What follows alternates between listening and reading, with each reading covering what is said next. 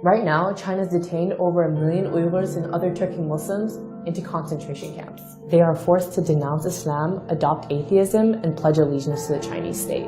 They would spend hours on end chanting in their crowded cells, "There is no such thing as religion," or "All hail the Chinese state," or "All hail Chinese President Xi Jinping." And if the detainees disobey, or if there's any type of resistance, there is torture being used. There are at least 800,000 and possibly up to a couple of million folks in these detention facilities. Nails are being pulled out, teeth are being pulled out. They're using snakes to interrogate. People are being beaten until they're dead. They're being sterilized, a method used in genocide. They're forced to sit on what's called a tiger chair, where they're clamped down on this chair for hours on end, oftentimes in solitary confinement. People are being sent to these camps for random reasons. One of them could easily be you are in contact with someone abroad. You have a family member abroad. You engage in religion. So if you pray, if you mention the word God in your speech, if you fast, any type of indication that you are practicing religion, that is enough for you to be sent to the camps.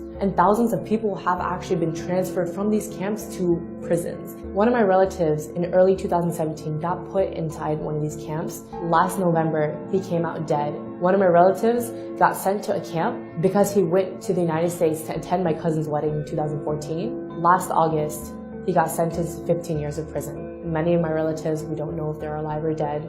And there's not a single Uyghur who doesn't have at least one family member in these camps or some form of detention or prison. The worst part is when someone dies, their bodies are not taken to their families, but rather their bodies are cremated. And that's another way for China to hide the evidence of bodies coming out of these camps. And it doesn't give us a clear idea of how many people are dying. All of this stuff is happening in secret. The children of these detainees have been sent to state-run orphanages and boarding schools where they are taught to hate their own religion, identity, and are forced to speak Chinese, are subject to abuse and torture. The parents don't know where their kids are. Most towns and villages in East Turkestan are almost empty.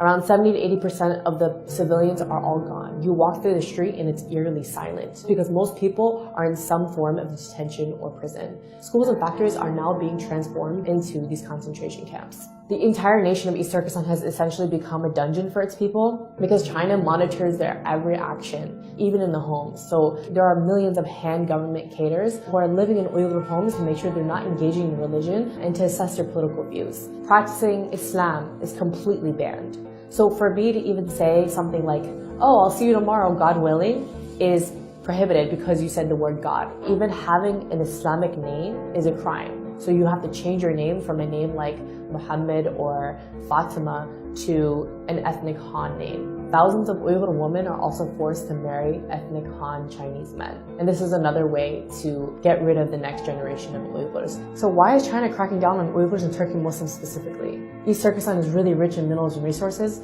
so by putting people into camps and basically carrying out an ethnic cleansing, China is attempting to maintain tight control over the mineral-rich land. You might wonder why the world has been really silent about this whole issue, and it's because of a few reasons. Number one, China has tightly controlled its media, so a lot of what's happening can't really be revealed outside to the rest of the world. Number two, even when people know about it, or even when governments know about it, they are forced to remain silent due to Chinese pressure and their economic and strategic ties to the country. So the question is, what can you do?